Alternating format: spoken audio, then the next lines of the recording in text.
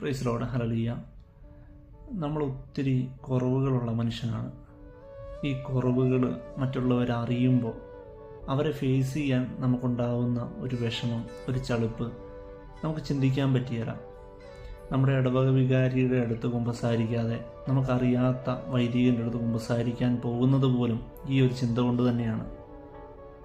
എന്നാൽ നമ്മൾ മനസ്സിലാക്കേണ്ട ഒരു കാര്യമുണ്ട്. നമ്മുടെ ഓരോ ചിന്തയും അറിയുന്ന ദൈവം, ഈ ദൈവത്തെ നമുക്ക് എങ്ങനെ ഫേസ് ചെയ്യാൻ പറ്റും?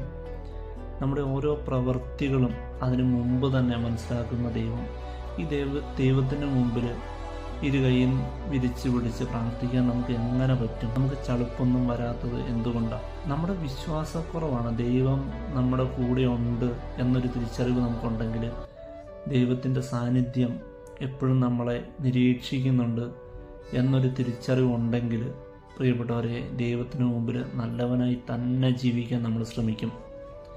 ഈ ഒരു തിരിച്ചറിവ് നമുക്ക് ആവശ്യമാണ് ഈ കാലഘട്ടത്തിൽ.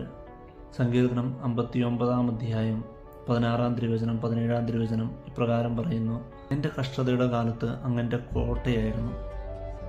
പ്രിയപ്പെട്ടവരെ, നമ്മൾ പാപത്തിലായിരിക്കുമ്പം നമ്മളെ നോക്കി ചിരിക്കുന്ന ദൈവമല്ല നമുക്ക് കാണാൻ പറ്റുക. കൂടുതൽ പാപത്തിലേക്ക് പോകാതിരിക്കാൻ നമ്മളെ പൊതിയുന്ന ഒരു ദൈവിക അനുഭവത്തെയാണ് നമുക്ക് കാണാൻ പറ്റുക. അതിന് കർത്താവ് ഒരുപാട് വഴികൾ സ്വീകരിച്ചേക്കാം. തുടർന്ന് വചനം പറയുകയാണ്: അങ്ങാണ് എൻ്റെ ദുർഗം, എന്നോട് കാരുണ്യം കാണിക്കുന്ന ദൈവം. നമ്മുടെ ഇത്രയും മോശമായ പ്രവൃത്തികളും ചിന്തകളും ഒക്കെ അറിയുന്ന ദൈവം നമ്മളോട് പിന്നെയും കരുണ കാണിക്കുകയാണ്. ലോകത്ത് കാണാത്ത ഒരു രീതിയാണ് ദൈവത്തിന് നമ്മളോടുള്ളത്.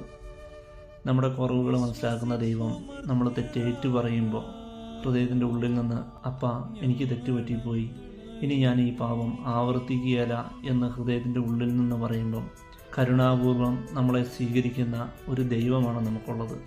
ഈ ദൈവത്തെ നമുക്ക് മനസ്സിലാക്കാൻ ശ്രമിക്കാം. ദൈവത്തിന് മുമ്പിൽ നല്ല ഒരു കുഞ്ഞായി ഈ നോമ്പുകാലം നമുക്ക് ചെലവഴിക്കാം. Praise Lord, hallelujah.